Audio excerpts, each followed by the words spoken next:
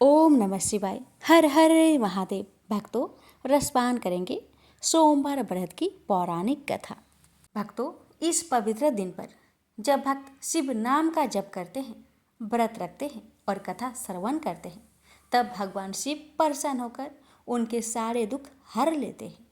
प्रेम से बोली ओम नमः शिवाय। कथा इस प्रकार है। समुद्र के निकटवर्ती प्रदेश में एक बास्कल नामक ग्राम है, जहाँ वैदिक धर्म से विमुख महापापी द्विज निवास करते हैं। वे सब के सब बड़े दुष्ट हैं। उनका मन दूषित विषय भोगों में ही लगा रहता है। वे ना तो देवताओं पर विश्वास करते हैं, न भाग्य पर। वे सभी कुटिल वृत्ति वाले हैं। किसानी करते और भांति भांति के घातक अस्त्र शस्त्र रखते हैं। वे पर स्त्री गमन करने वाले और खल है। ज्ञान वैराग्य तथा सद्धर्म को बिल्कुल नहीं जानते हैं। वे सभी पशु बुद्धि वाले हैं और सदा दूषित बातों को सुनने में संलग्न रहते हैं। यहाँ के द्विज ऐसे हो, वहाँ के अन्य वर्णों के विषय में क्या कहा जाए। अन्य वर्णों के लोग भी उन्हीं की भांति कुत्सित विचार रखने वाले, स्वधर्म विमुख एवं खल है। वे सदा कुकर्म में लगे रहते और नित्य विषय भोगों में ही डूबे रहते हैं। वहाँ की सब स्त्रियां भी कुटिल स्वभाव की, स्वेच्छाचारिणी, पापासक्त, कुत्सित विचार वाली और वैभवचारिणी हैं। वे सद व्यवहार तथा सदाचार से सर्वथा शून्य है। कुंजनों के निवास स्थान उस बास्कल नामक ग्राम में किसी समय एक बिंदुक नामधारी ब्राह्मण रहा करता था। वह बड़ा अधम था। वह दुरात्मा और महापापी था। यद्यपि उसकी स्त्री बड़ी सुंदर थी, तो भी वह कुमार्ग पर ही चलता था। काम वासना से कुलसित चित वह वैश्यगामी था। उसकी पत्नी का नाम चंचूला था। वह सदा उत्तम धर्म के पालन में लगी रहती थी, तो भी उसे छोड़कर वह दुष्ट ब्राह्मण कामासक्त होकर वैश्यगामी हो गया था। इस तरह कुकर्म में लगे हुए उस बिंदु के बहुत वर्ष व्यतीत हो गए। उसकी स्त्री चंचूला काम से पीड़ित होने पर भी स्वधर्म नाश के भय से कलेश सहकर भी दीर्घ काल तक धर्म से भ्रष्ट नहीं हुई, परंतु दुराचारी पति के आचरण से प्रभावित होने के कारण काम पीड़ित हो आगे चलकर वह स्त्री भी दुराचारणी हो गई। भ्रष्ट चरित्र वाली वह कुमार्गिनी अपने पति की दृष्टि बचाकर रात्रि में चोरी छिपे अन्य पापी जार पुरुष के साथ रमन करने लगी। एक बार उस ब्राह्मण ने अपनी उस दुराचारणी पत्नी चंचूला को कामासक्त हो पर पुरुष के साथ रात्रि में संगर्गत देख लिया। उस दुष्ट तथा दुराचार में आसक्त मन वाली पत्नी को रात में पर पुरुष के साथ व्यभिचारत देखकर वह क्रोध पूर्वक वेग से दौड़ा। उस दुष्ट बिंदु को घर में आया जानकर वह कपटी व्यभिचारी तेजी से भाग गया। तब वह दुष्ट आत्मा बिंदुक अपनी पत्नी को पकड़कर उसे डांटता हुआ मुक्कों से बार बार पीटने लगा। वह व्यभिचारिणी दुष्टा नारी चंचूला पीटी जाने पर कुपित होकर निर्भयता पूर्वक अपने दुष्ट पति बिंदुक से कहने लगी, मुझे पति परायणा युवती पत्नी को छोड़कर आप कुबुद्धि बस प्रतिदिन वैश्य के साथ इच्छा अनुसार रमन करते हैं। आप ही बताए कि रूपवती तथा कामासक्त चित्त वाली मुझ युवती की पति संग सर्ग के बिना क्या गति होती होगी। मैं अत्यंत सुंदर हूँ तथा नव यौवन से उन्मत्त हूँ।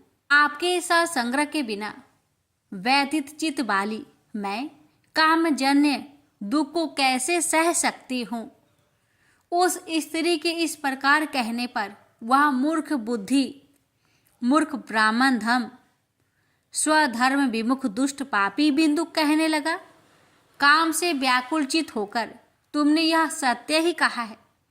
हे प्रिय, तुम भय त्याग दो और मैं जो तुमसे हित की बात कहता हूं उसे सुनो। तुम निर्भय होकर नित्य पर पुरुष के साथ संसर्ग करो, उन्हें संतुष्ट करके उनसे धन खींचो। वह सारा धन वैश्य के प्रति आसक्त मन वाले मुझको दे दिया करो। इससे तुम्हारा और मेरा दोनों का ही स्वार्थ सिद्ध हो जाएगा। पति का यह वचन सुनकर उसकी पत्नी चंचुला प्रसन्न होकर उसकी कही बात मान ली। उन दोनों दुराचारी पति पत्नी ने इस प्रकार समझौता कर लिया तथा वे दोनों निर्भय चित्त से कुकर्म में लीन हो गए। इस तरह दुराचार में डूबे हुए उन मूढ़ चित्त वाले पति पत्नी का बहुत सा समय व्यर्थ बीत गया। तदंतर क्षुद्र जातीय वैश्य का पति बना हुआ वह दूषित बुद्धि वाला दुष्ट ब्राह्मण बिंदुक समय अनुसार मृत्यु को प्राप्त हो नरक में जा पड़ा। बहुत दिनों तक नरक के दुख को भोग कर वह मूर्ख बुद्धि पापी विंध्या पर्वत पर भयंकर पिशाच हुआ। इधर उस दुराचारी पति बिंदु के पति मर जाने पर वह मूढ़ हृदय चंचला बहुत समय तक पुत्र के साथ अपने घर में ही रही। इस प्रकार प्रेम पूर्वक कामासक्त होकर जारों के साथ विहार करती हुई उस चंचुला नामक स्त्री कुछ यौवन समय के साथ ढलने लगा। एक दिन देव योग से किसी पुण्य वर्ग के आने पर वह स्त्री भाई बंधुओं के साथ गोकर्ण क्षेत्र में गई। तीर्थ यात्रियों के संग से उसने भी उस समय जाकर किसी तीर्थ के जल में स्नान किया। फिर वह साधारणतया मेला देखने की दृष्टि से बंधुजनों के साथ यत्र तत्र घूमने लगी। घूमती घामती किसी देव मंदिर में उसने एक देवयज्ञ ब्राह्मण के मुख से भगवान शिव की परम पवित्र एवं मंगलकारिणी उत्तम पौराणिक कथा सुनी। कथावाचक ब्राह्मण कह रहे थे कि जो स्त्रियां पर पुरुषों के साथ व्यभिचार करती है वे मरने के बाद जब यमलोक में जाती है तब यमराज के दूत उनकी योनि में तपे हुए लोहे का परीख डालते हैं। पौराणिक ब्राह्मण के मुख से यह वैराग्य बढ़ाने वाली कथा सुनकर चंचुला भय से व्याकुल हो वहां कांपने लगी। जब कथा समाप्त हुआ और लोग वहां से बाहर चले गए तब वह भयभीत नारी एकांत में शिव पुराण की कथा बाँचने वाले उन ब्राह्मण से कहने लगी, हे ब्राह्मण, मैं अपने धर्म को नहीं जानती थी, इसलिए मेरे द्वारा बड़ा दुराचार हुआ है। स्वामीन, इसे सुनकर मेरे ऊपर अनुपम कृपा करके आप मेरा उद्धार कीजिए।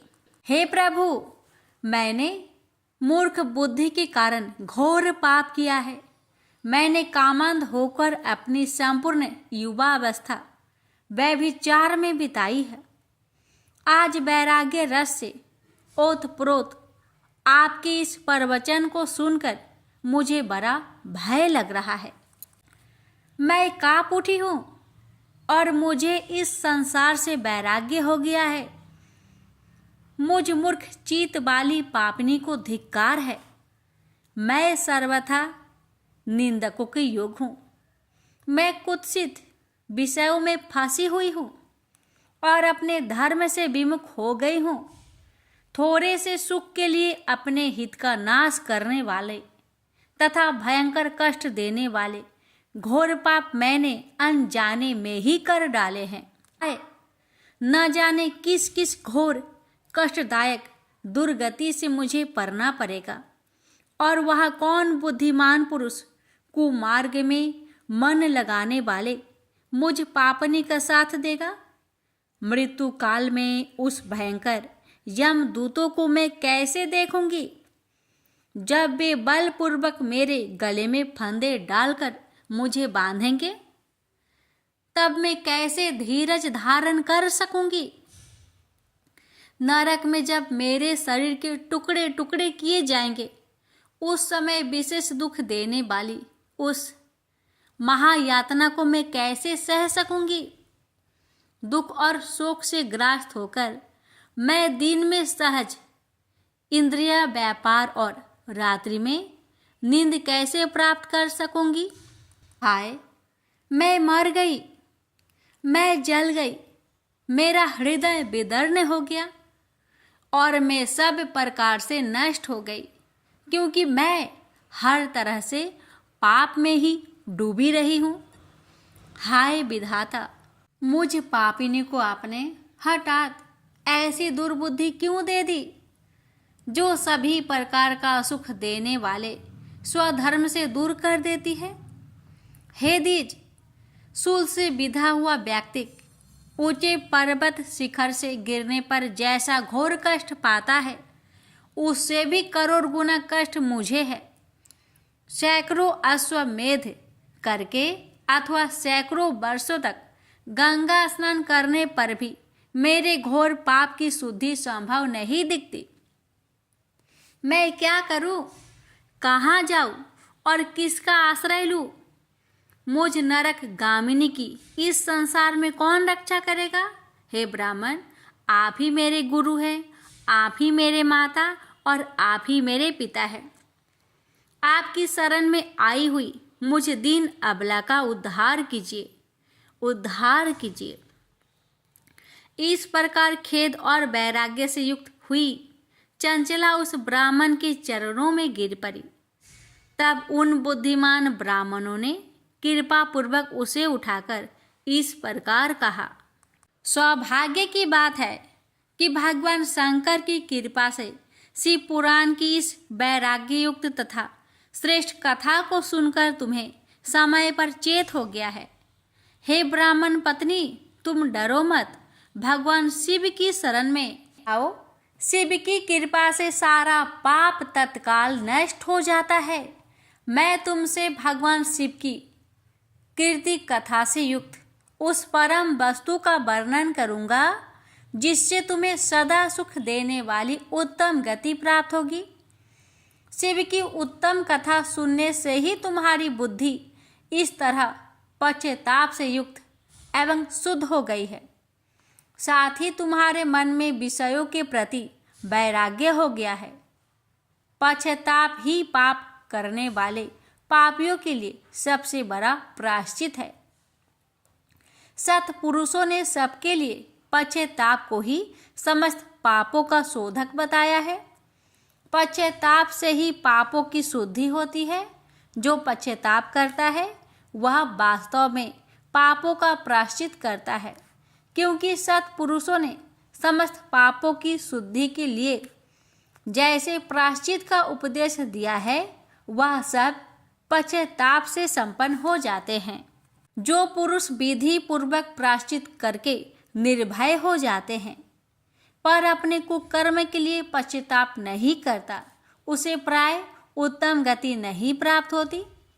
परंतु जिसे अपने कुकृत्य पर हार्दिक पश्चाताप होता है, वह अवश्य उत्तम गति का भागी होता है। इसमें संशय नहीं है। इस शिव पुराण की कथा सुनने से जैसे चित्त शुद्धि होती है, वैसे दूसरे उपाय से नहीं होती। जैसे दर्पण साफ करने पर निर्मल हो जाता है, उसी प्रकार इस शिव पुराण की कथा से चित्त अत्यंत शुद्ध हो जाता है। इसमें संशय नहीं है। मनुष्य के शुद्ध चित्त में जगदम्बा पार्वती सहित भगवान शिव विराजमान रहते हैं। इससे वह विशुद्ध आत्मा पुरुष श्री सांब सदा शिव के परम पद को प्राप्त होता है। इस प्रकार यह कथा रूपी साधन सभी प्राणियों के लिए उपकारी है और इसी कारण महादेव जी ने इसको आग्रह पूर्वक प्रकट किया है। इस कथा से भगवान उमापति का ध्यान सिद्ध हो जाता है। उस ध्यान से परम ज्ञान और उससे मोक्ष की प्राप्ति निश्चय ही होती है। भगवान शंकर के ध्यान मग्न हुए बिना भी यदि कोई इस कथा को मात्र सुनता है, वह दूसरे जन्म में भगवान के ध्यान को सिद्ध कर परम पद को पा लेता है। इस कथा के श्रवण से भगवान शंकर के ध्यान को प्राप्त कर पश्चाताप करने वाले पापी पुरुष सिद्धि को प्राप्त हो गए हैं। इस उत्तम कथा का श्रवण समस्त मनुष्यों के लिए कल्याण का बीज है, अतः यथोचित शास्त्रोक्त मार्ग से इसकी आराधना अथवा सेवा करनी चाहिए। यह कथा श्रवण भाव बंधन रूपी रोगों का नाश करने वाला है। भगवान शिव की कथा को सुनकर फिर अपने हृदय में उनका मनन एवं निधि ध्यानासन करने से पूर्णतया चित्त शुद्धि हो जाती है। चित्त शुद्धि होने से महेश्वर की भक्ति अपने दोनों पुत्र ज्ञान और वैराग्य के साथ निश्चय ही प्रकट होती है। तत्पश्चात महेश्वर के अनुग्रह से दिव्य मुक्ति प्राप्त होती है। इसमें संशय नहीं, जो शिव भक्ति से वंचित है उसे पशु समझना चाहिए, क्योंकि उसका चित्त माया के बंधन में आसक्त है। वह निश्चय ही संसार बंधन से मुक्त नहीं हो पाता। हे ब्राह्मण पत्नी, इसलिए तुम विषयों से मन को हटा लो और भक्ति भाव से भगवान शंकर की इस परम पावन कथा को सुनो। परमात्मा शंकर की इस कथा को सुनने से तुम्हारे चित्त की शुद्धि होगी और उसमें तुम्हें मोक्ष की प्राप्ति हो जाएगी। निर्मल चित्त से भगवान शिव के चरण रविंदु का चिंतन करने वाले की एक ही जन्म में मुक्ति हो जाती है। यह मैं तुमसे सत्य कहता हूँ। इतना कहकर वे श्रेष्ठ शिव भक्त ब्राह्मण मौन हो गए। उनका हृदय करुणा से आर्द्र हो गया था। वे शुद्ध चित्त महात्मा भगवान शिव के ध्यान में मग्न हो गए। तदंतर बिंदु की पत्नी चंचुला मन ही मन प्रसन्न हो उठी। ब्राह्मण का उक्त उपदेश सुनकर उसके नेत्रों में आनंद के आंसू छलक आए थे। वह ब्राह्मण पत्नी चंचुला हर्षित हृदय से उन श्रेष्ठ ब्राह्मण के चरणों में गिर पड़ी और हाथ जोड़कर बोली, मैं कृतार्थ हो गई। तत्पश्चात उठकर वैराग्य युक्त तथा उत्तम बुद्धि वाली वह स्त्री जो अपने पापों के कारण आतंकित थी, उन महान शिव भक्त ब्राह्मण से हाथ जोड़कर गदगद वाणी में कहने लगी, हे ब्राह्मण, शिव भक्तों में श्रेष्ठ, हे स्वामीन, आप धन्य हैं, परमार्थदर्शी हैं और सदा परोपकार करने में लगे रहते हैं।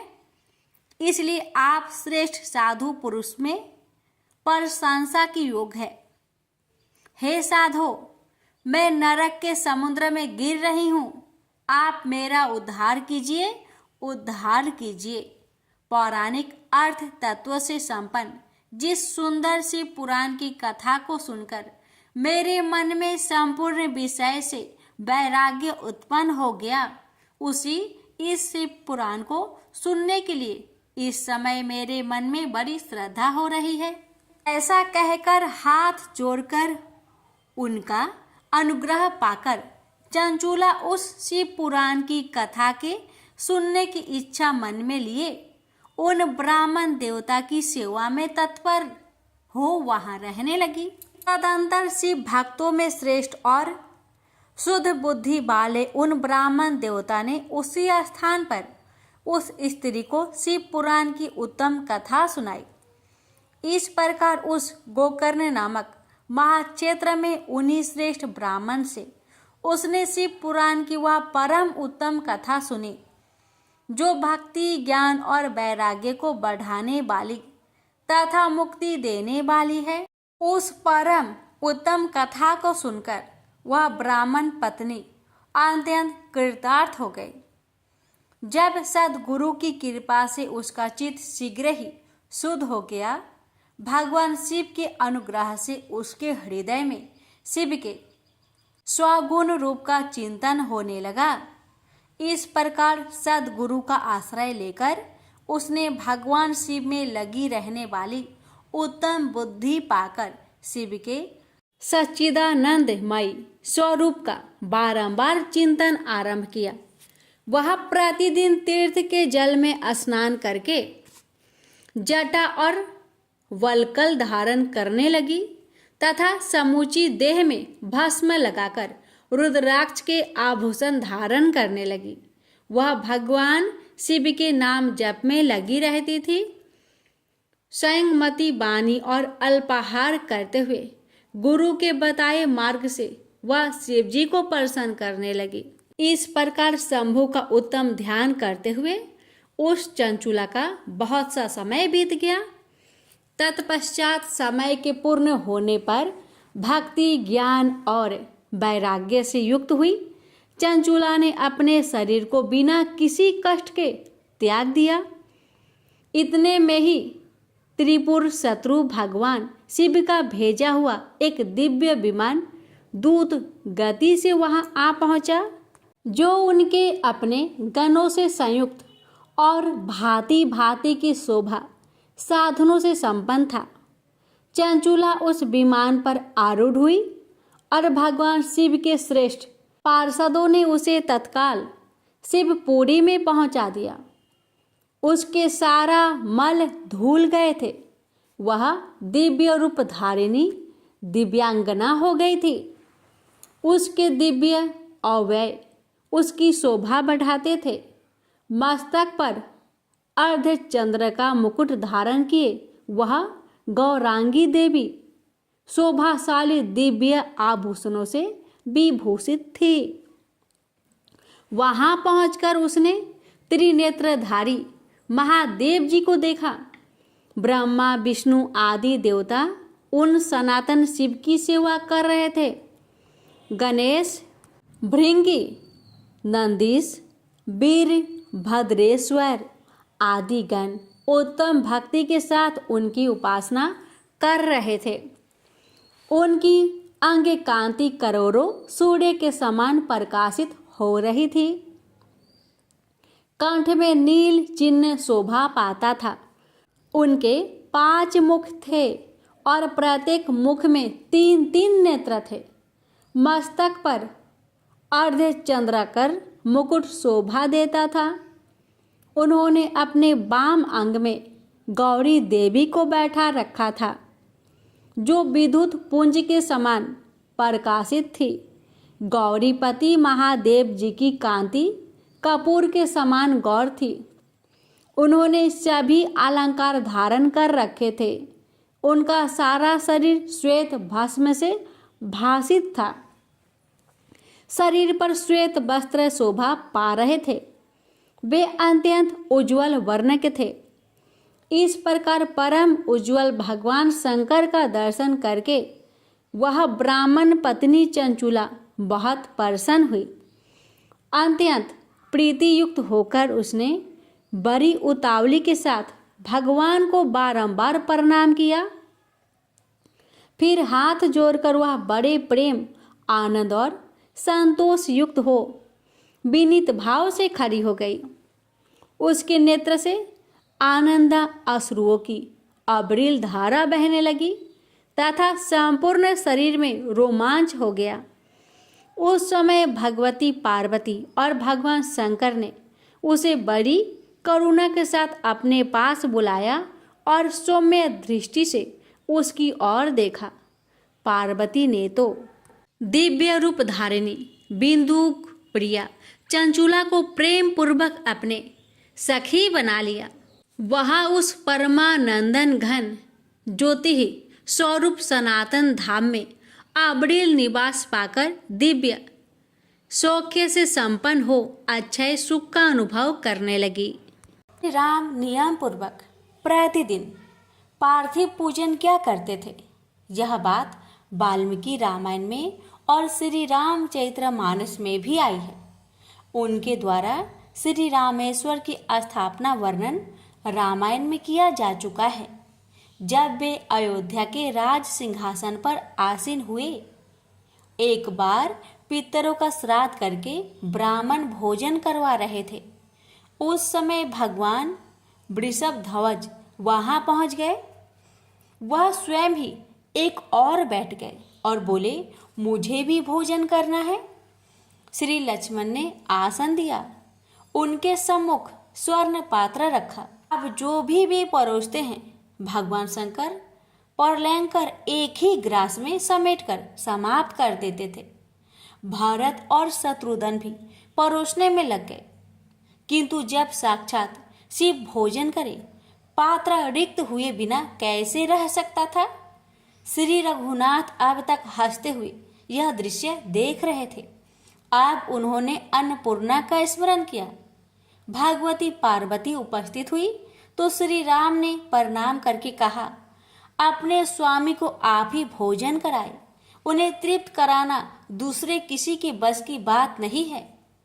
भगवती अन्नपूर्णा स्वयं पात्र के समीप खड़ी हो गई। अब उस पात्र का अंत तो अक्षय हो गया, उसमें से कितना भी निकाला जाए क्या अंतर पड़ना था। शंकर जी ने उमा की ओर देखा, हंसकर बोले, तुम्हें आना पड़ा, अब तो मैं तृप्त हो गया। श्री राम की ओर देखकर बोले, तुम लोगों ने मुझे बहुत अधिक भोजन करा दिया, अब मुझसे उठा नहीं जाता, मुझे उठाओ। श्री हनुमान जी उठाने लगे, किंतु रुद्र से महारुद्र शिव कैसे उठ सकते थे। अंश से अंशी भारी होता ही है। पवन पुत्र असमर्थ हो गए। श्री राम ने अनुज को संकेत किया, अनंत के अवतारी की शक्ति भी अनंत है। लक्ष्मण ने उठाकर भोले बाबा को एक सैया पर लेटा दिया। जो ब्राह्मण भोजन करने बैठे थे वे बहुत देर से प्रतीक्षा कर रहे थे, क्योंकि पंक्ति में जब तक सब भोजन ना कर ले किसी को उठना नहीं चाहिए। जब लक्ष्मण ने शिव को उठा दिया, ब्राह्मण भी उठ गए। लेटे लेटे ही आशुतोष ने आज्ञा दी, मेरा मुख हाथ धो दो। श्री जानकी जी ने उनके हाथ धोए, किंतु जब वे उनका मुख धोने लगी, शिव ने उनके ऊपर कुल्ला कर दिया। जगदम्बा ने हाथ जोड़कर हाथ पूर्ण स्वर्ण में कहा, आपने बड़ी कृपा की। आपके उछितल जल के पड़ने से जानकी का शरीर पवित्र हो गया। मैं भाग्यशालिनी हूँ कि आपने मुझे इस कृपा का पात्र समझा। राम को आकर मेरे चरण संवाहन करना चाहिए। आशुतोष ने आज्ञा दी। श्री रघुनाथ लक्ष्मण के साथ आकर चरण दबाने लगे। भरत और शत्रुघ्न दूसरी ओर ब्राह्मणों के सत्कार में लग गए। श्री विदेह नंदिनी ने व्यंजन उठाया और वायु करने लगी।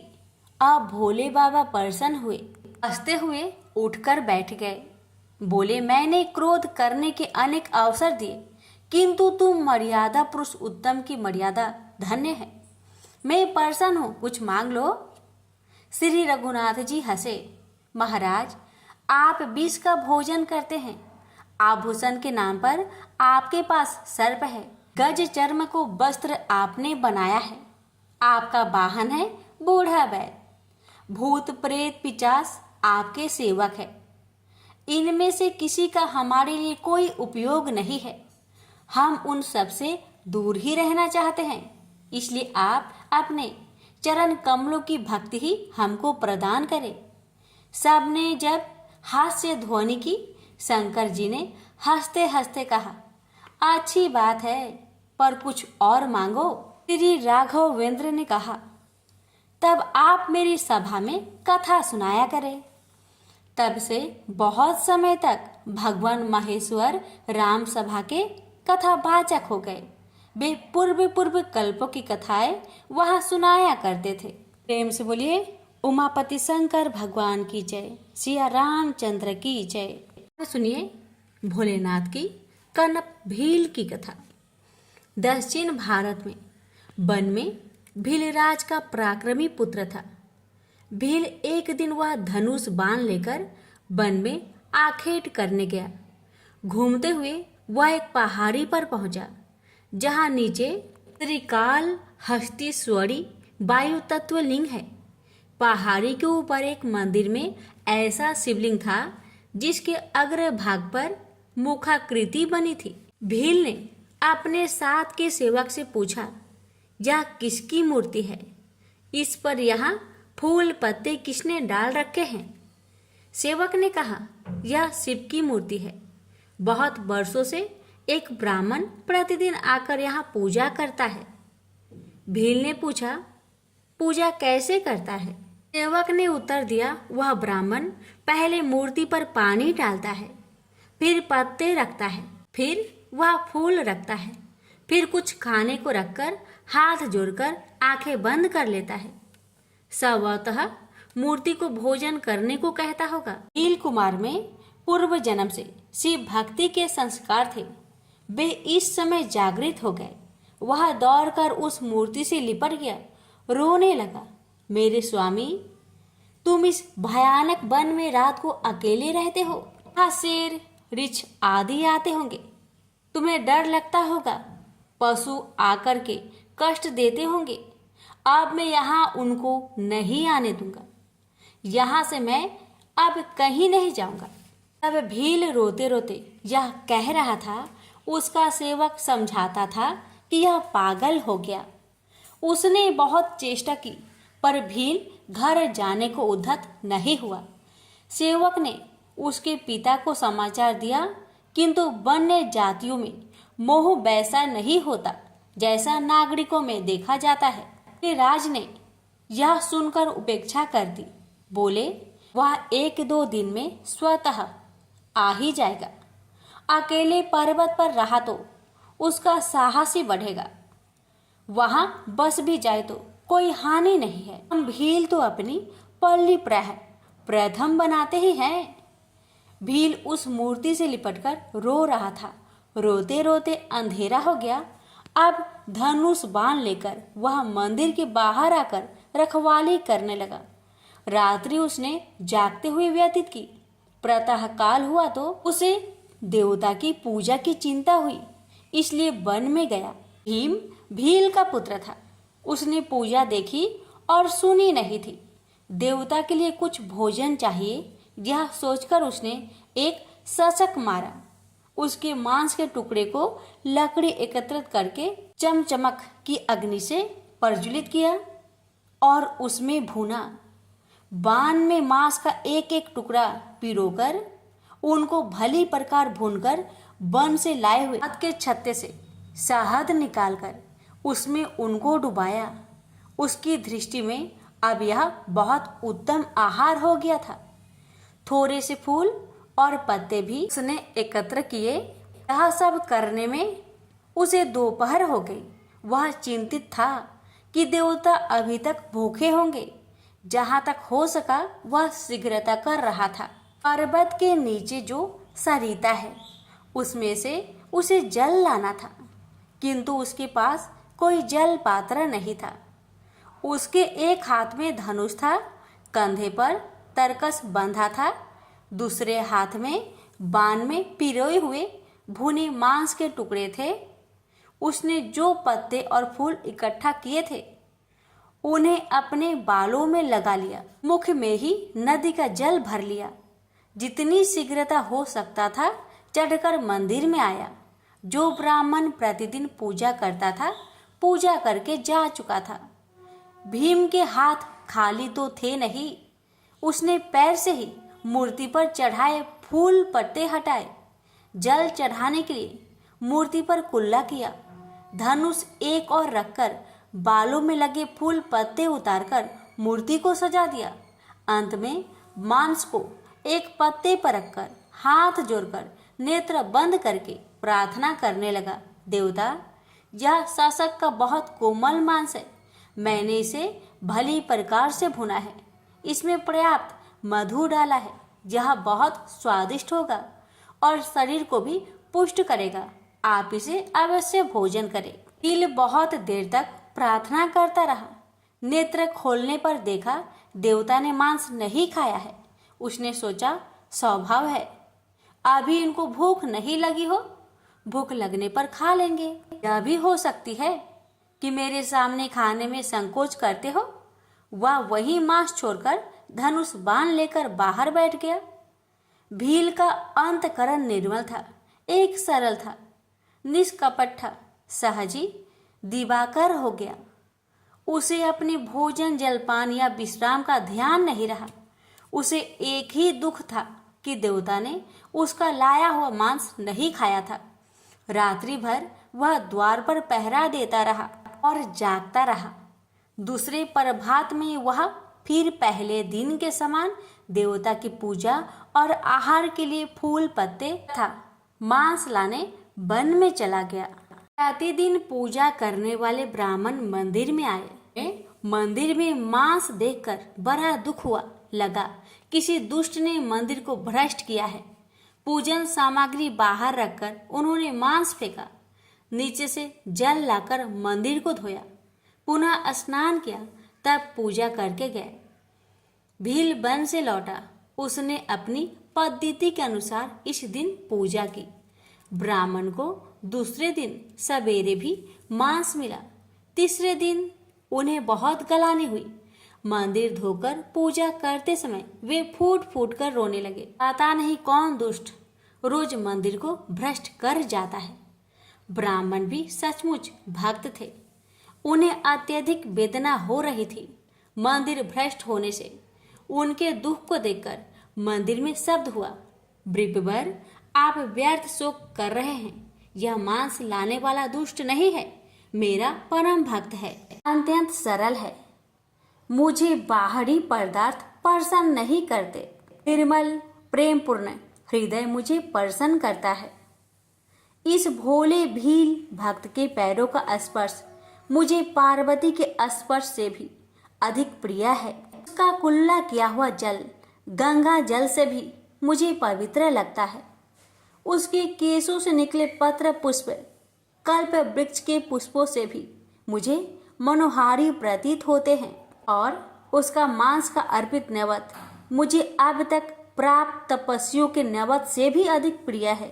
आपको उसका प्रेम दिखना है तो यहीं छिपे रहिए। अमन वही छिप गया। भील मंदिर में आया तो आज उसने देखा देवता के बाएं नेत्र से रक्त प्रवाह चल रहा था। उसे बहुत क्रोध आया। उसने हाथ में लाया हुआ मांस एक और रखा और धनुष पर बाण चढ़ाकर इधर उधर ढूंढने लगा कि किसने देवता को मारा है, लेकिन कोई पशु भी आसपास नहीं मिला। लौटकर उसने अपना धनुष उठाया और वन में चला गया। थोड़ी देर में बहुत सी जड़ें, पत्ते, फूल लिए हुए लौटा। उसे घाव पर लगाने की जितनी जड़ियां ज्ञात थी सब ले आया था। एक एक को अपने थूक से रगड़कर पीसकर देवता के नेत्रों पर रखने लगा, किंतु किसी से कोई लाभ नहीं हुआ। रक्त को बंद नहीं होना था सो बंद नहीं हुआ। भील व्याकुल हो गया।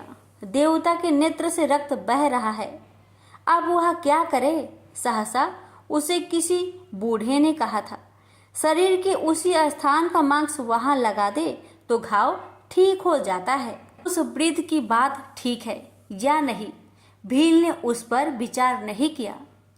उसने अपने बाण की नोक अपने बाएं नेत्र में घुसा ली और वह नेत्र निकालकर देवता के नेत्र पर रखकर लगाया।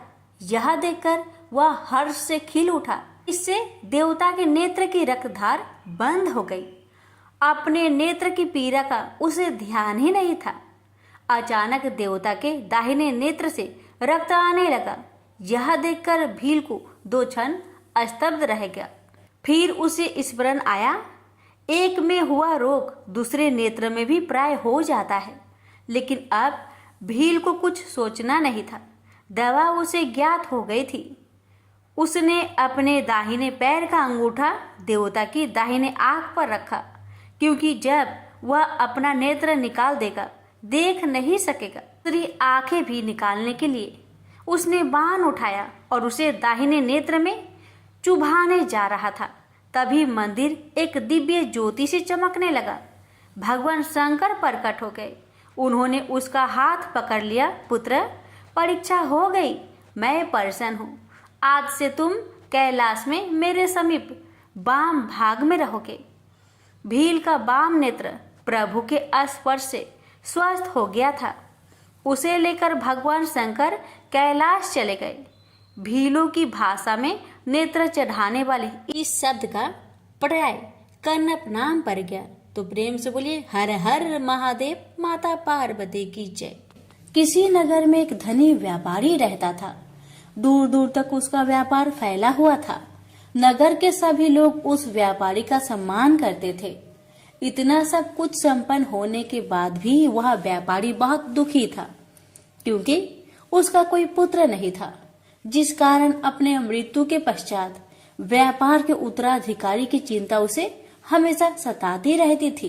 पुत्र प्राप्ति की इच्छा से व्यापारी प्रत्येक सोमवार भगवान शिव का व्रत पूजा किया करता था और शाम के समय शिव मंदिर में जाकर शिव जी के सामने घी का दीपक जलाया करता था। उसकी भक्ति देखकर माँ पार्वती प्रसन्न हो गई और भगवान शिव से उस व्यापारी की मनोकामना पूर्ण करने का निवेदन किया। भगवान शिव बोले, इस संसार में सबको उसके कर्म के अनुसार फल की प्राप्ति होती है। जो प्राणी जैसा कर्म करते हैं उन्हें वैसा ही फल प्राप्त होता है। शिव जी द्वारा समझाने के बावजूद माँ पार्वती नहीं मानी और उस व्यापारी की मनोकामना पूर्ति हेतु वे शिव जी से बार बार अनुरोध करती रही। अंततः माता के आग्रह को देखकर भगवान भोलेनाथ को उस व्यापारी को पुत्र प्राप्ति का वरदान देना पड़ा। वरदान देने के पश्चात भोलेनाथ माँ पार्वती से बोले, आपके आग्रह पर मैंने पुत्र प्राप्ति का वरदान तो दे दिया, परंतु इसका यह पुत्र 16 वर्ष से अधिक समय तक जीवित नहीं रहेगा। उसी रात भगवान शिव उस व्यापारी के सपने में आए और उसे पुत्र प्राप्ति का वरदान दिया और उसके पुत्र की 16 वर्ष तक जीवित रहने की भी बात बताई। भगवान के वरदान से व्यापारी को खुशी तो हुई, लेकिन पुत्र की अल्पायु की चिंता ने उस खुशी को नष्ट कर दिया। व्यापारी पहले की तरह सोमवार के दिन भगवान शिव का विधिवत व्रत करता रहा। कुछ महीनों के बाद उसके घर एक अति सुंदर बालक ने जन्म लिया और घर में खुशियां ही खुशियां भर गई। बहुत धूमधाम से पुत्र जन्म का समारोह मनाया गया, परंतु व्यापारी को पुत्र जन्म की अधिक खुशी नहीं हुई, क्योंकि उसे पुत्र की अल्प आयु के रहस्य का पता था। जब पुत्र 12 वर्ष का हुआ तो व्यापारी ने उसे उसके मामा के साथ पढ़ने के लिए बनारसी भेज दिया। लड़का अपने मामा के साथ शिक्षा प्राप्त हेतु चल दिया। रास्ते में जहाँ भी मामा भांजे विश्राम हेतु रुकते, वहीं यज्ञ करते और ब्राह्मणों को भोजन कराते।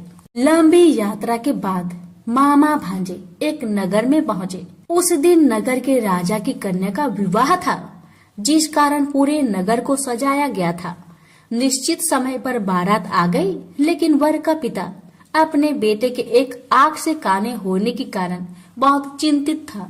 उसे भय था कि इस बात का पता चलने पर कहीं राजा विवाह से इनकार न कर दे, इससे उसकी बदनामी भी होगी। जब वर के पिता ने व्यापारी के पुत्र को देखा तो उसके मस्तिष्क में एक विचार आया। उसने सोचा, क्यों ना इस लड़के को दुल्हा बनाकर राजकुमारी से विवाह करा दूं। विवाह के बाद इसको धन देकर विदा कर दूंगा और राजकुमारी को अपने नगर ले जाऊंगा। वर के पिता ने लड़के के मामा से इस संबंध में बात की। मामा ने धन मिलने की लालच में वर के पिता की बात को स्वीकार कर ली। लड़के को दूल्हे का वस्त्र पहनाकर राजकुमारी से विवाह कर दिया गया।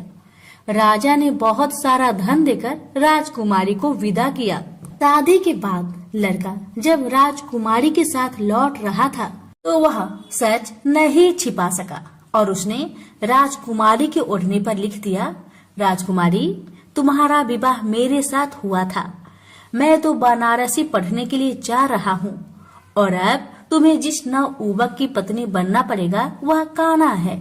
जब राजकुमारी ने अपनी ओढ़नी पर लिखा हुआ पढ़ा तो उसने कान्हे लड़के के साथ जाने से इनकार कर दिया।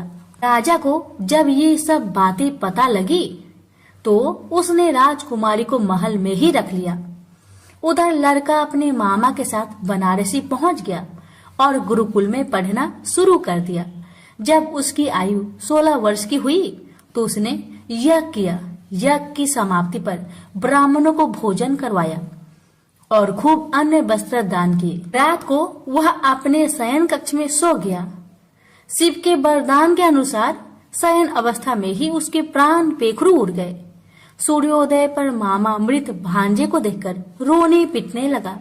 आसपास के लोग भी एकत्र होकर दुख प्रकट करने लगे। लड़के के मामा के रोने विलाप करने के स्वर समीप से गुजरते हुए भगवान शिव और माता पार्वती ने भी सुने। माता पार्वती ने भगवान से कहा, प्राणनाथ, मुझे इसके रोने का स्वर सहन नहीं हो रहे, आप इस व्यक्ति के कष्ट को अवश्य दूर करें। भगवान शिव ने माता पार्वती के साथ अदृश्य रूप में समीप जाकर देखा तो भोलेनाथ माता पार्वती से बोले, यह तो उसी व्यापारी का पुत्र है जिसे मैंने 16 वर्ष की आयु का वरदान दिया था। इसकी आयु पूरी हो गई है। माँ पार्वती ने फिर भगवान शिव से निवेदन कर उस बालक को जीवन देने का आग्रह किया।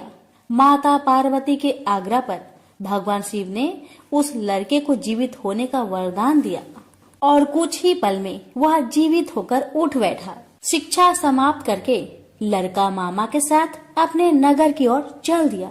दोनों चलते हुए उसी नगर में पहुँचे जहाँ उसका विवाह हुआ था। उस नगर में भी यज्ञ का आयोजन किया।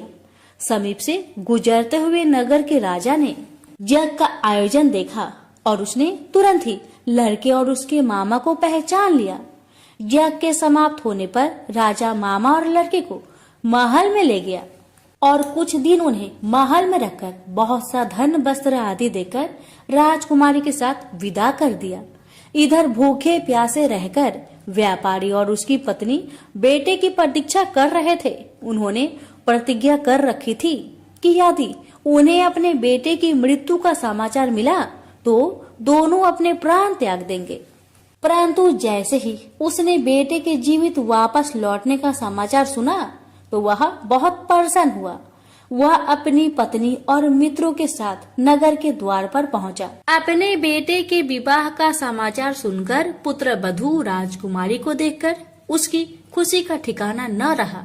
उसी रात भगवान शिव ने व्यापारी को सपने में आकर कहा, हे श्रेष्ठी, मैंने तेरे सोमवार व्रत करने और व्रत कथा सुनने से प्रसन्न होकर तेरे पुत्र को लंबी आयु प्रदान की है।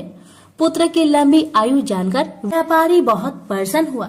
शिव भक्त होने तथा सोमवार का व्रत करने से व्यापारी की सभी मनोकामनाएं पूर्ण हुई। इसी प्रकार जो भक्त सोमवार का विधिवत व्रत करते हैं और व्रत कथा सुनते हैं, उनकी सभी इच्छाएं पूरी होती है। उनसे बोलिए उमापति शंकर भगवान की जय। एक समय श्री महादेव जी पार्वती के साथ भ्रमण करते हुए मृत्यु लोक में अमरावती नगरी में आए। वहां के राजा ने शिव मंदिर बनवाया था जो कि अत्यंत भव्य एवं रमणीक तथा मन को शांति पहुंचाने वाला था। भ्रमण करते समय शिव पार्वती भी वहां ठहर गए। पार्वती जी ने कहा, हे नाथ, आओ आज इसी स्थान पर चौसर पासे खेले। खेल प्रारंभ हुआ। शिव जी कहने लगे, मैं जीतूंगा। इस प्रकार उनकी आपस में वार्तालाप होने लगी। उस समय पुजारी जी पूजा करने आए। पार्वती जी ने पूछा, पुजारी जी बताइए जीत किसकी होगी? पुजारी बोला, इस खेल में महादेव जी के समान कोई दूसरा परंगत नहीं हो सकता, इसलिए महादेव जी ही यह बाजी जीतेंगे। परंतु हुआ उल्टा, जीत पार्वती जी की हुई। अतः पार्वती जी ने पुजारी जी को कोढ़ी होने का श्राप दे दिया कि तूने मिथ्या भाषण किया। अब तो पुजारी कोढ़ी हो गया। शिव पार्वती जी दोनों वापस चले गए। कुछ समय पश्चात अप्सराएं पूजा करने आई। अप्सराओं ने पुजारी के उसके कोढ़ी होने का कारण पूछा। पुजारी ने सब बातें बता दी। अप्सराएं कहने लगी, पुजारी जी आप 16 सोमवार का व्रत करें तो शिव जी प्रसन्न होकर आपका संकट दूर करेंगे। पुजारी जी ने अप्सराओं से व्रत की विधि पूछी। अप्सराओं ने व्रत करने और व्रत के उद्यापन करने की संपूर्ण विधि बता दी। पुजारी ने विधि पूर्वक श्रद्धा भाव से व्रत प्रारंभ किया और व्रत अंत में व्रत का उद्यापन भी किया। व्रत के प्रभाव से पुजारी जी रोग मुक्त हो गए। कुछ दिनों के बाद शंकर भगवान पार्वती जी पुनः उस मंदिर में आए तो पुजारी जी को रोग मुक्त देखकर पार्वती जी ने पूछा, मेरे दिए हुए श्राप से मुक्ति पाने का तुमने कौन सा उपाय किया? पुजारी जी ने कहा, हे माता, अप्सराओं द्वारा बताए गए 16 सोमवार के व्रत के करने से मेरा यह कष्ट दूर हुआ है। पार्वती जी ने भी 16 सोमवार का व्रत किया, जिससे उनसे रूठे हुए कार्तिकेय जी भी अपना माता से प्रसन्न होकर आज्ञाकारी हुए। कार्तिकेय जी ने पूछा, हे माता, क्या कारण है कि मेरा मन सदा आपके चरणों में लगा रहता है? पार्वती जी ने कार्तिकेय को 16 सोमवार के व्रत का महात्म्य तथा विधि बताई। तब कार्तिकेय जी ने भी इस व्रत को किया तो उनका बिछड़ा हुआ मित्र मिल गया। अब मित्र ने भी इस व्रत को अपने विवाह होने की इच्छा से किया।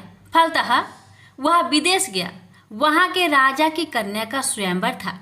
राजा ने प्रण किया था कि हथिनी जिस व्यक्ति के गले में वरमाला डाल देगी उसी के साथ राजकुमारी का विवाह करूंगा। यह ब्राह्मण मित्र भी स्वयंवर देखने की इच्छा से वहां एक और जाकर बैठ गया। हथिनी ने इसी ब्राह्मण मित्र को माला पहनाई तो राजा ने बड़ी धूमधाम से अपनी राजकुमारी का विवाह उसके साथ कर दिया। तत्पश्चात दोनों सुखपूर्वक रहने लगे।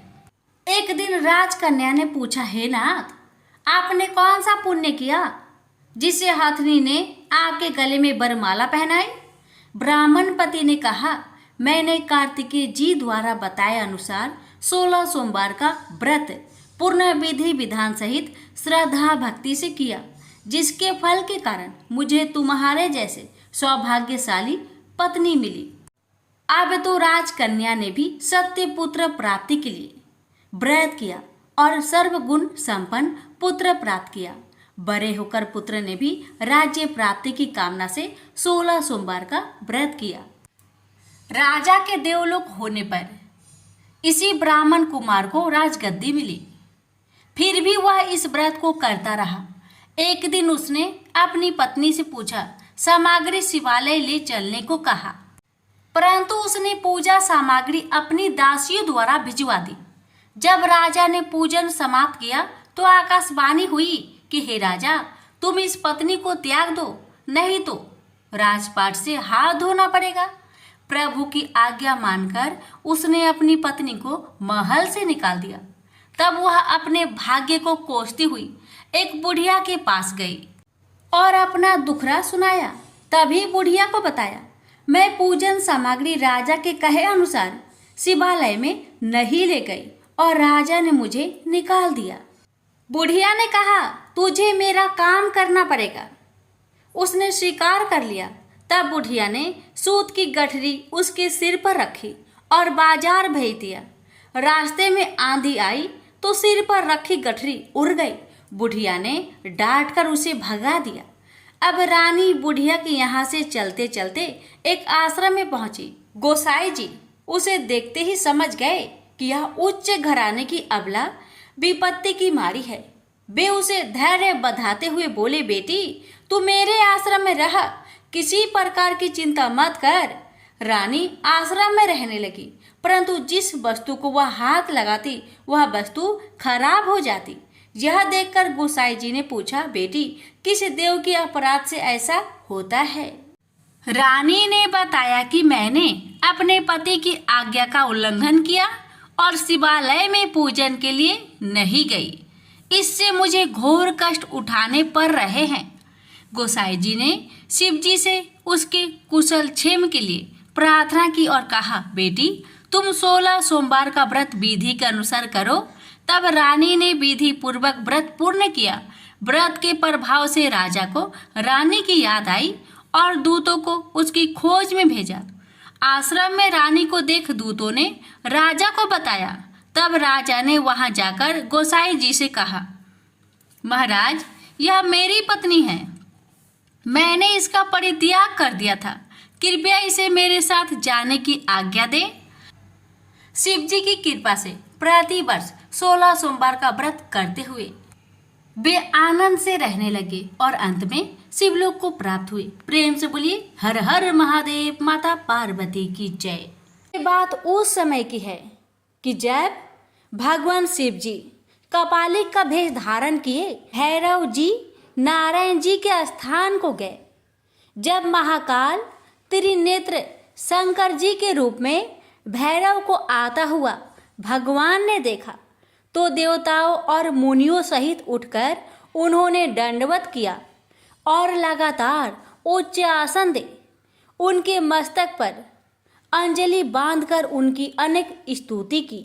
पश्चात उन्होंने कमला लया लक्ष्मी से कहा, हे प्रिय, हे कमल नयने, हे अनघे, हे सुभुजे, तुम धन्य हो। हे देवी, आज हम तुम दोनों बड़े धन्य हैं जो जगतपति शिव जी का दर्शन किया। यही वह प्रभु और ईश्वर है कि जिन विधाता ने लोकों को धारण कर रखा है। यही वह आनंदी, सरल, शांत और 26 तत्व से युक्त है जो योगियों में ईश्वर, भूतों के स्वामी और सब प्राणियों के अंतर्मयी और सर्वदा सब कुछ इन्हीं वाले हैं। इन्हीं ही योगी जन समाधि में बुद्धि द्वारा देखते हैं। यह वही है, इनको देखो। इन्हें ही योगी जन मन स्थिर कर देखते हैं।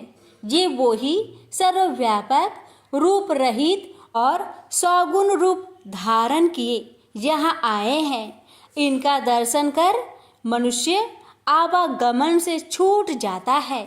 ये वही चंद्रशेखर त्र्यंबक शिव भगवान आज पधारे हैं। हे लक्ष्मी, आज ये कमलवत नेत्र सुफल हो गए जिन्होंने महादेव जी का दर्शन किया। वह देवपद धिक्कार है जिसने शंकर जी का दर्शन न किया हो। यही निर्वाण दाता और दुखों के नाशक है। इस देवलोक से बढ़कर अशुभ क्या होगा जहाँ मुक्ति के लिए शिव का दर्शन ही न प्राप्त हो। ऐसा कहकर विष्णु जी प्रसन्न हो शिव जी से बोले, हे विभो, हे देवाधिदेव, हे सर्वज्ञ, हे सर्व पाप हरता, हे अविनाशी, आप किस लिए भ्रमण कर रहे हैं। हे त्रिलोचन, हे महामते, यह आपकी कीड़ा कैसे हुई। हे कामरी, यह आपकी कैसी चेष्टा है। हे शंभो, हे शक्तिपते शंभो, हे भगवान, यह आप भिक्षा क्यों मांगने लग गए। हे जगन्नाथ, मुझे यह संचय है क्योंकि आप तो त्रिलोकियों का राज्य देने वाले हैं। जब विष्णु ने इस प्रकार कहा तब भगवान भैरव ने हंसकर विष्णु जी से अपनी सब कथा कह सुनाई। उन्होंने कहा, मैंने अपनी उंगलियों के नखग्र से ब्रह्मा का सिर काट लिया है। उसी पाप के शमनार्थ इस शुभ व्रत का अनुष्ठान किया है। यह सुन विष्णु बोले, हे भैरव जी, आप तो समस्त विघ्नों के हरता है, फिर भी जो चाहे कीरा करे, परंतु मुझ पर तो इतनी कृपा अवश्य किए रहिएगा कि अपनी माया से मोहित न कीजिएगा। हे देव, आप ही सबकी गति है। हे पार्वती पते, मैं आपकी ही कृपा से आपकी यावत चेष्टाओं को जानता हूँ। आप ही संसार के समय सबका हरण करेंगे। हे शिव जी, आप पराधीन नहीं है, आप अपनी कीड़ा में स्वतंत्र है। फिर हत्या जो आपके पीछे पड़ी है, इसका केवल यही कारण है कि पापों को करके भी जो मनुष्य आपका स्मरण करे उसके सब पाप नष्ट हो जावे, क्योंकि आप में यह सामर्थ्य है। जो मनुष्य आपका भक्त होगा उसका पाप नष्ट हो जाएगा। हे दयामल, यह तो आपका कौतूहल मात्र है। आज मैं धन्य हूँ जो आप परमेश्वर को देखता हूँ। आज से मेरा परम मंगल हुआ जो आपके दर्शन पाया। आपके दर्शन से तो स्वर्ग अपवर्ग भी तृण के समान प्रतीत होता है। श्री विष्णु जी के ऐसा कहने पर निर्मल लक्ष्मी ने अपनी मनोरथी नामक विद्या उनके पात्र में छोड़ दी। भैरव रूपधारी महादेव जी प्रसन्न हो भिक्षाटन के लिए दूसरी ओर चले गए। तब उनकी ब्रह्म हत्या को जाती हुई देखकर विष्णु जी ने बुलाकर उनसे प्रार्थना की, वो शिव जी का पीछा छोड़ दे। ब्रह्म हत्या ने कहा, इसी बहाने मैं शिव जी की सेवा करती हूँ। मैं शिव रूप भैरव के दर्शन से मोक्ष के लिए स्वयं को पवित्र कर रही हूँ। इस प्रकार जब विष्णु जी के कहने पर भी ब्रह्म हत्या ने उनका पीछा नहीं छोड़ा, तब भैरव जी ने विष्णु जी से उनकी सज्जनता की प्रशंसा की और कहा कि मैं आपके अमृत वचनों से संतुष्ट हूँ। जो चाहो वर मांगो, तुम मेरे भक्तों में अग्रणी हो। यह सुन विष्णु जी प्रसन्न हो गए। उन्होंने कहा, यही किस वर से कम है जो मैं आपके दर्शन करता हूँ। मेरी दृष्टि और भी निर्मल हो गई। मुझे आज बड़ा उत्साह मिला। सत्पुरुषों को तो आपका दर्शन ही निधि है और इससे कुछ परिश्रम भी नहीं करना पड़ता। हे प्रभु, आपसे यही वर चाहता हूँ कि आपके चरणों से मेरा कभी वियोग न होवे। इसके सिवा मुझे और कुछ नहीं चाहिए। भैरव जी ने एवमस्तु कह विष्णु जी से कहा, हे विष्णु, तुम सब देवताओं के भी वरदाता हो। इस प्रकार विष्णु जी पर कृपा कर भैरव जी अभिमुक्त क्षेत्र काशी चले गए। भैरव जी के काशी आते ही ब्रह्म हत्या हाहाकार कर पाताल में समा गई। उस समय ब्रह्मा जी का सिर भैरव जी के हाथ से छूटकर पृथ्वी पर गिर पड़ा और वहां कपाल मोचन तीर्थ हो गया। भैरव जी ने वहां बड़े आनंद का नृत्य किया, कारण कि भैरव जी के हाथ में ब्रह्मा का कपाल तब तक चिपटा ही रहा जब तक वे काशी नहीं पहुँचे थे। परंतु जो ही वे काशी में प्रविष्ट हुए तो ही वह उनके हाथ से छूटकर गिर पड़ा। इससे उनको प्रसन्नता हुई और वे नाचने लगे। इस कारण काशी सदा सेवनीय है। जो मनुष्य कपाल मोचन का स्मरण करता है, उसके इस जन्म और दूसरे जन्मों के पाप नाश हो जाते हैं। इस तीर्थ में जाकर स्वविधि पिंडदान और देवपित्त तर्पण करने से मनुष्य ब्रह्म हत्या के पापों से छूट जाता है तथा जो नित्य भैरव जी का दर्शन करता है, वह अपने हजारों जन्मों के पापों को नष्ट करता है। जो मनुष्य काशी में रहकर कृष्णाष्टमी के दिन या मंगलवार के दिन कालराज का दर्शन नहीं करता, उसके पुण्य क्षीण होते हैं। जो मनुष्य भैरव उत्पत्ति नामक इस पवित्र इतिहास को सुनेंगे, वे सब पापों से छूट जाएंगे। यदि कोई कारागार में पड़ा हो तो इस कथा को सुनकर सब कष्टों से मुक्त हो जाता है। प्रेम से बोलिए हर हर महादेव। माता पार्वती की जय। श्रवण करें भोलेनाथ की कल्याणमयी कथा। पूर्व समय में नर्मदा नदी के तट पर नम्रपुर नामक एक रमणीय नगर था, जिसमें शिव भक्त विश्वनर नामक एक मुनि रहता था। वह संपूर्ण शास्त्रों का बेता और शिव जी के चरणों में निपुण, लोकाचार में चतुर था। पश्चात एक सुचिमती नामक ब्रह्मा की कन्या से उसका विवाह हुआ। एक समय उसकी पतिव्रता स्त्री ने उसकी बड़ी सेवा की तो उसने प्रसन्न हो उसे वर देना चाहा। पत्नी ने कहा, यदि आप प्रसन्न हैं तो मुझे महादेव जी के समान पुत्र हो। तब उसके ऐसे वचन सुन वह व्रती ब्राह्मण समाधि में स्थित हो इस पर विचार करने लगा कि स्त्री ने कितना दुर्लभ वर मांगा है, परंतु जो कुछ हो भगवान शंभु की इच्छा बिना कुछ नहीं होता। यदि उनकी कृपा से इसके मुख से ऐसा निकला है तो इसको कौन अन्यथा कर सकता है। ऐसा विचार कर उस एक पत्नी व्रत में स्थित ब्राह्मण ने अपनी पत्नी से कहा, विश्व के ईश्वर भगवान शिव है, मैं वहां तप करने जा रहा हूँ, तुम किसी बात की चिंता ना करना।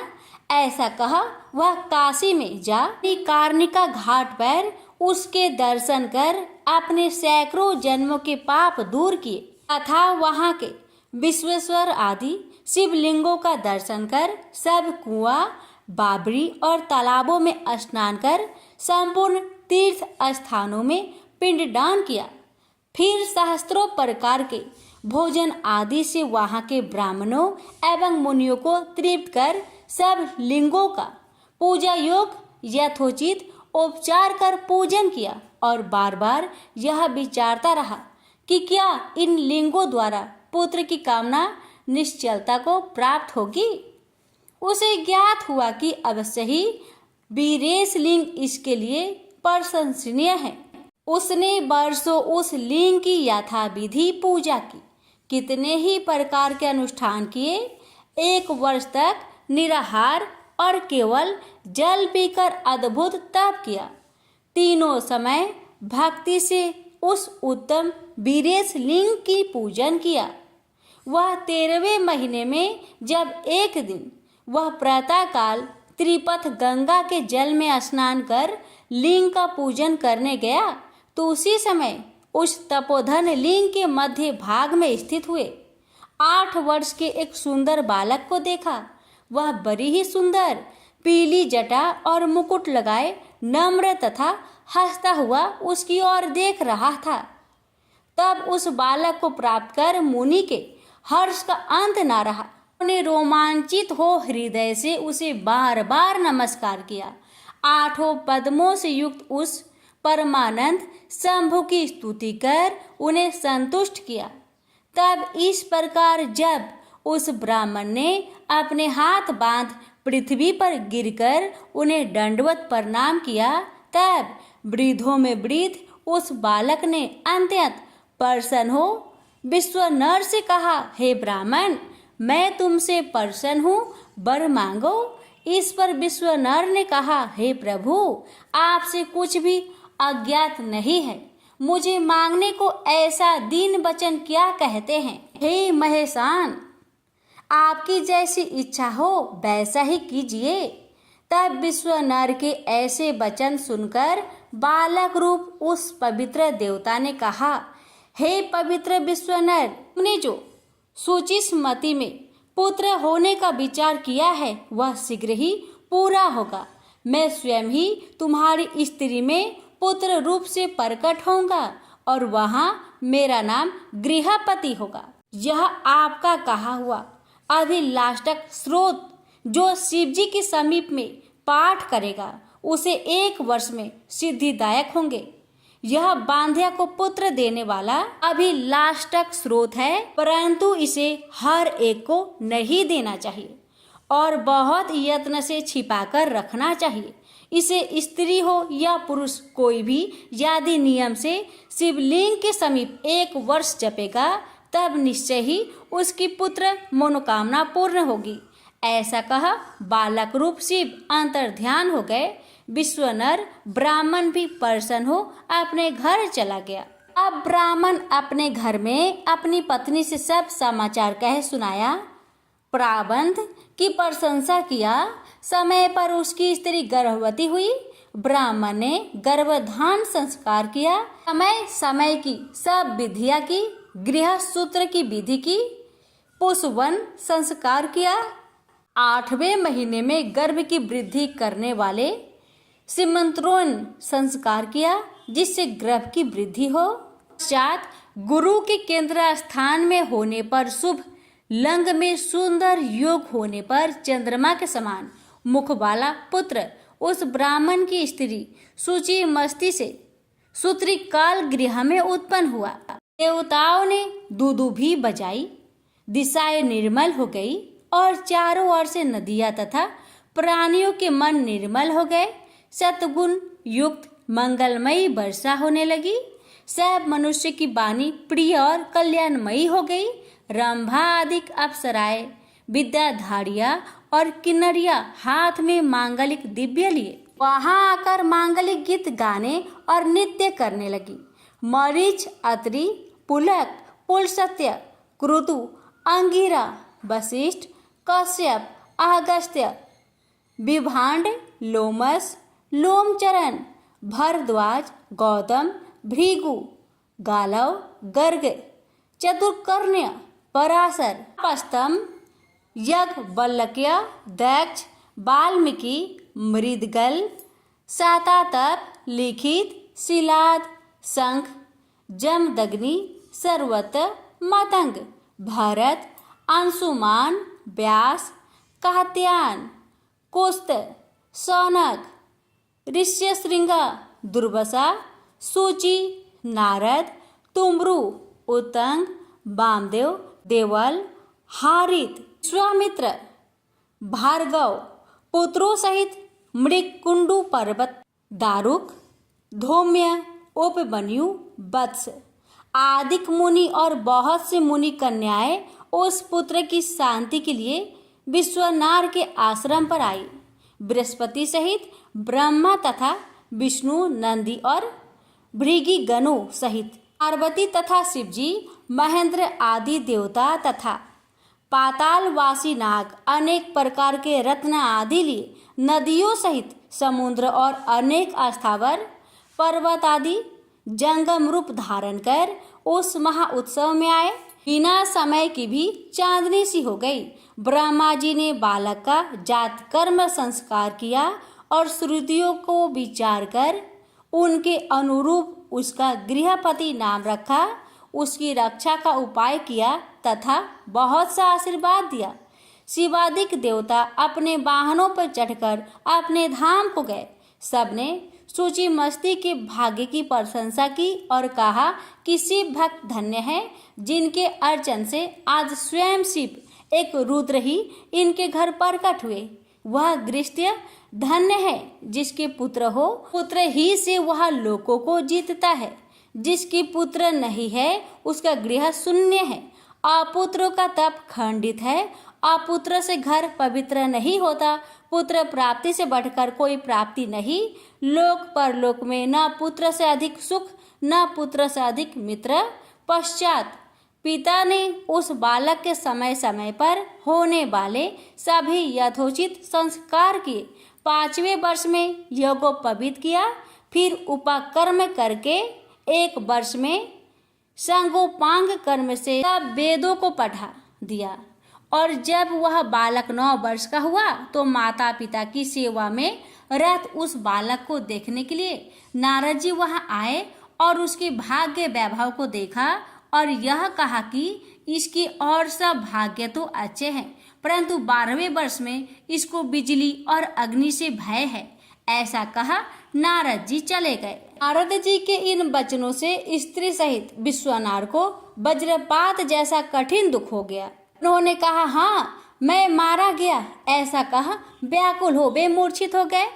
सूची मस्ती भी दुख से व्याकुल हो हाहाकार करने लगी।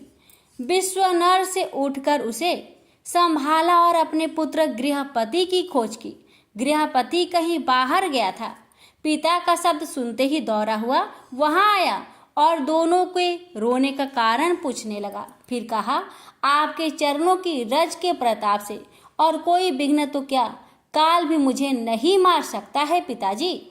आप इसकी चिंता ना करें। यदि मैं आपका पुत्र हूँ तो मृत्यु विजय शिव मंत्र को जप कर मृत्यु से अपनी रक्षा कर लूंगा। यह सुन उसके माता पिता ने संतोष की सांस ली और कहा, हे वत्स, अवश्य ही मृत्यु जय शिव की आराधना से समस्त विघ्नों का नाश हो जाता है। इसी प्रकार जब श्वेत केतु काल पास में बंधा गया तो शिव जी ने उसकी रक्षा की थी। शीलाद के 8 वर्ष के पुत्र को मृत्यु ग्रस्त देख शिव जी ने उसे अपना पूजन किया था। फिर प्रलयग्नि के समान घोर हालाहल विष को पान कर शिव जी ने ही तीनों लोकों की रक्षा की थी। अतएव हे पुत्र, तुम भी उन्हीं शिव जी के शरण में जाओ जो कि ब्रह्मा आदिकों के भी एकमात्र कर्ता, अविनाशी और विश्व की रक्षा रूप मणि के समान है। फिर तो बालक गृहपति ने अपने माता पिता के चरणों की वंदना की और उन्हें बहुत अवशासन देकर विशेष पालित काशी में आकर स्वविधि स्नान कर शिव जी का पूजन और दर्शन किया। शिव जी के लिंग को देखकर संतुष्ट हुआ। उसने मन में कहा, आज मैं कितना भाग्यशाली हूँ जो मुझे विश्वेश्वर का दर्शन मिला। महर्षि नारद के कथन ने मेरा भाग्योदय कर दिया। फिर जो उसने भक्ति पूर्वक वहां एक और ही शिवलिंग की स्थापना कर घोर नियमों को ग्रहण कर गंगा जल के 108 घरों से प्रतिदिन पवित्रता पूर्वक शिव जी को स्नान कराया और नीले कमलों की माला समर्पित की तथा और भी उस प्रकार के सभी जीव नियमों का पालन किया। फिर तो उसके जन्म से 12वें वर्ष में नारद के वचनों को सत्य करने के लिए वज्रधारी इंद्र उसके सामने आए और बोले, तुमको जो इच्छा हो वर मांगो।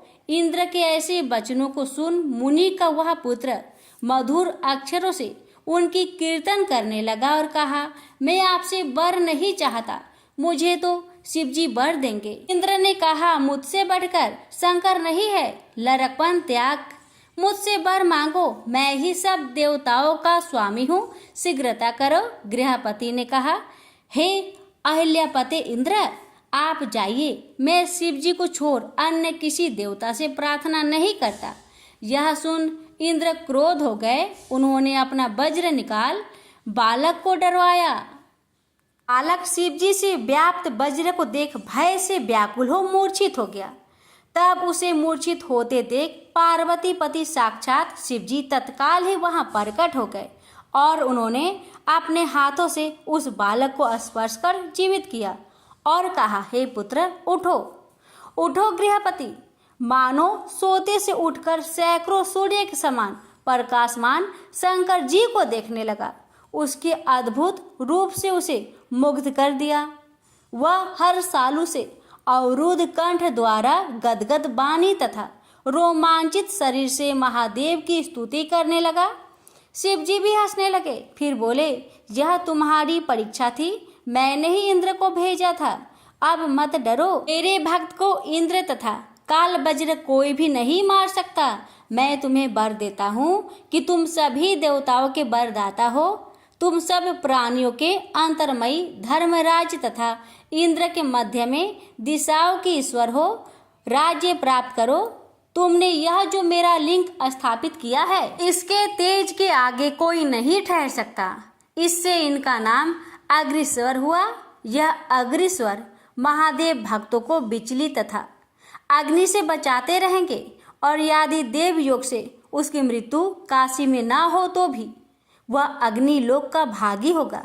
ऐसा कहकर शिव जी ने उसके भाई बंधुओं तथा माता पिता को बुलाकर उनके देखते ही उसे अग्निस्वर की दिशाओं का राज्य दिया तथा स्वयं उसके स्थापित लिंग में प्रवेश कर गए। से बोलिए उमापति शंकर भगवान की जय। श्रवण करेंगे सोमवार व्रत की पौराणिक कथा।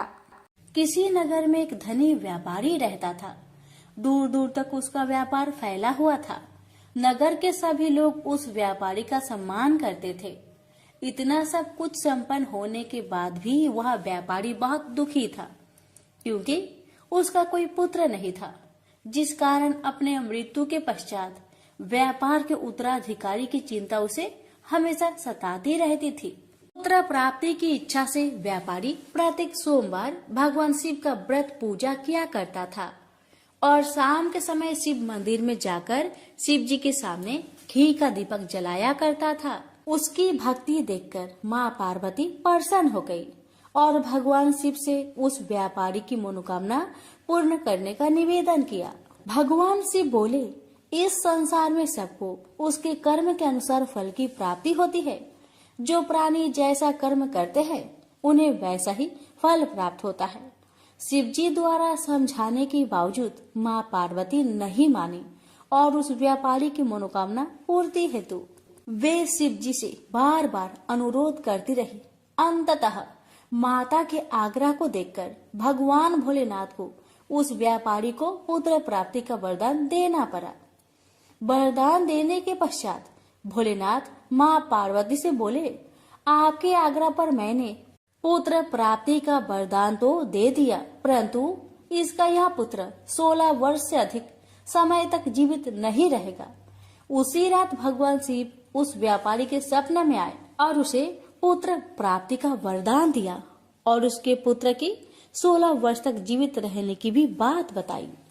भगवान के वरदान से व्यापारी को खुशी तो हुई, लेकिन पुत्र की अल्पायु की चिंता ने उस खुशी को नष्ट कर दिया। व्यापारी पहले की तरह सोमवार के दिन भगवान शिव का विधिवत व्रत करता रहा। कुछ महीनों के बाद उसके घर एक अति सुंदर बालक ने जन्म लिया और घर में खुशियां ही खुशियां भर गई। बहुत धूमधाम से पुत्र जन्म का समारोह मनाया गया, परंतु व्यापारी को पुत्र जन्म की अधिक खुशी नहीं हुई, क्योंकि उसे पुत्र की अल्प आयु के रहस्य का पता था। जब पुत्र 12 वर्ष का हुआ तो व्यापारी ने उसे उसके मामा के साथ पढ़ने के लिए बनारसी भेज दिया। लड़का अपने मामा के साथ शिक्षा प्राप्त हेतु चल दिया। रास्ते में जहाँ भी मामा भांजे विश्राम हेतु रुकते, वहीं यज्ञ करते और ब्राह्मणों को भोजन कराते। लंबी यात्रा के बाद मामा भांजे एक नगर में पहुँचे। उस दिन नगर के राजा की कन्या का विवाह था, जिस कारण पूरे नगर को सजाया गया था। निश्चित समय पर बारात आ गई, लेकिन वर का पिता अपने बेटे के एक आंख से काने होने के कारण बहुत चिंतित था। उसे भय था कि इस बात का पता चलने पर कहीं राजा विवाह से इनकार न कर दे, इससे उसकी बदनामी भी होगी। जब वर के पिता ने व्यापारी के पुत्र को देखा तो उसके मस्तिष्क में एक विचार आया। उसने सोचा, क्यों ना इस लड़के को दुल्हा बनाकर राजकुमारी से विवाह करा दूं। विवाह के बाद इसको धन देकर विदा कर दूंगा और राजकुमारी को अपने नगर ले जाऊंगा। वर के पिता ने लड़के के मामा से इस संबंध में बात की। मामा ने धन मिलने की लालच में वर के पिता की बात को स्वीकार कर ली। लड़के को दूल्हे का वस्त्र पहनाकर राजकुमारी से विवाह कर दिया गया। राजा ने बहुत सारा धन देकर राजकुमारी को विदा किया। शादी के बाद लड़का जब राजकुमारी के साथ लौट रहा था तो वह सच नहीं छिपा सका और उसने राजकुमारी के ओढ़ने पर लिख दिया, राजकुमारी, तुम्हारा विवाह मेरे साथ हुआ था। मैं तो बनारसी पढ़ने के लिए जा रहा हूँ और अब तुम्हें जिस नवयुवक की पत्नी बनना पड़ेगा वह कान्हा है। जब राजकुमारी ने अपनी ओढ़नी पर लिखा हुआ पढ़ा तो उसने कान्हे लड़के के साथ जाने से इनकार कर दिया। राजा को जब ये सब बातें पता लगी तो उसने राजकुमारी को महल में ही रख लिया। उधर लड़का अपने मामा के साथ बनारसी पहुंच गया और गुरुकुल में पढ़ना शुरू कर दिया। जब उसकी आयु 16 वर्ष की हुई तो उसने यज्ञ किया। यज्ञ की समाप्ति पर ब्राह्मणों को भोजन करवाया और खूब अन्य वस्त्र दान किए। रात को वह अपने शयन कक्ष में सो गया। शिव के वरदान के अनुसार शयन अवस्था में ही उसके प्राण पेखरू उड़ गए।